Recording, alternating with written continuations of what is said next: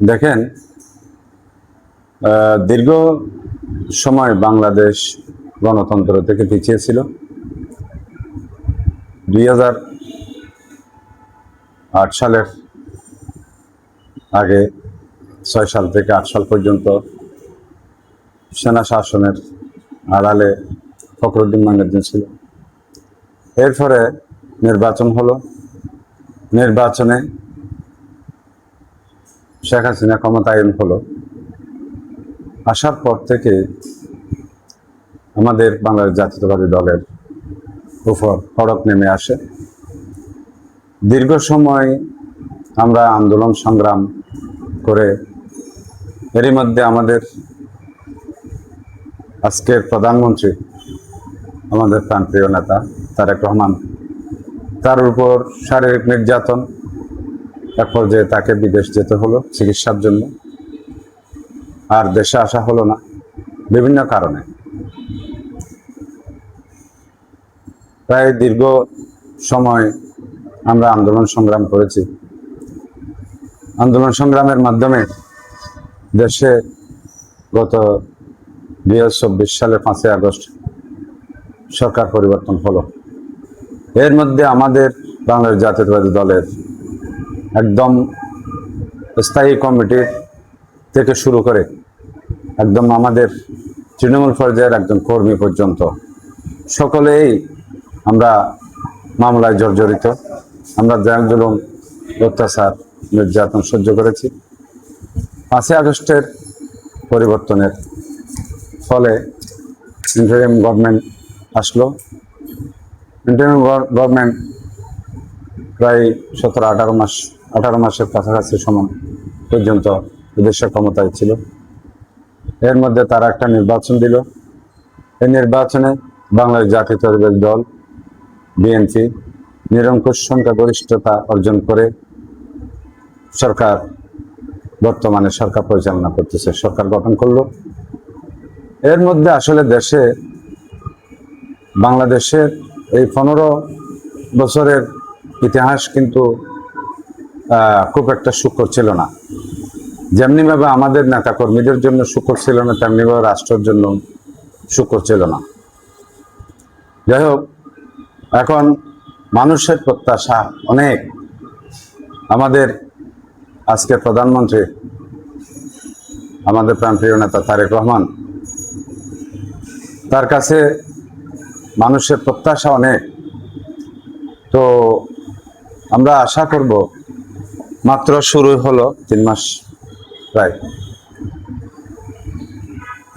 যে শুরুটা যেমনি আমরা দেখতে পাচ্ছি খুব একটা ভালো সুন্দরভাবে শুরু করেছেন।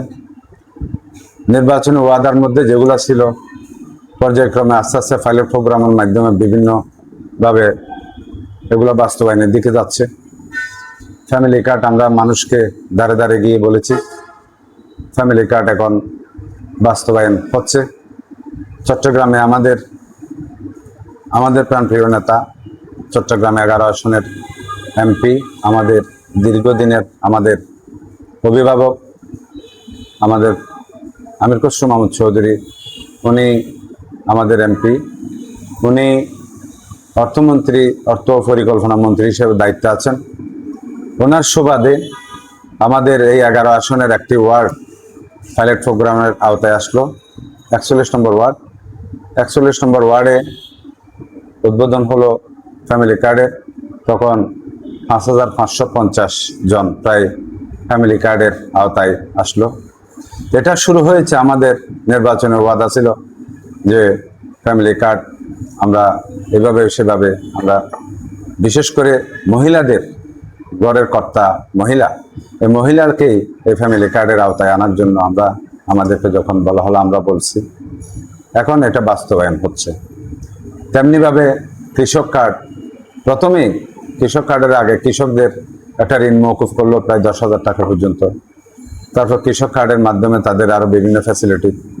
এভাবে মোটামুটি আমরা যেভাবে দেখতে পাচ্ছি, আমাদের প্রাণপ্রিয় নেতা, তিনি দীর্ঘ সময় লন্ডনে ছিলেন, প্রতিনিয়তই বাংলাদেশের খোঁজখবর রাখতেন এবং নেতা কর্মীদের খোঁজখবর রাখতেন, দল পরিচালনা করেছেন।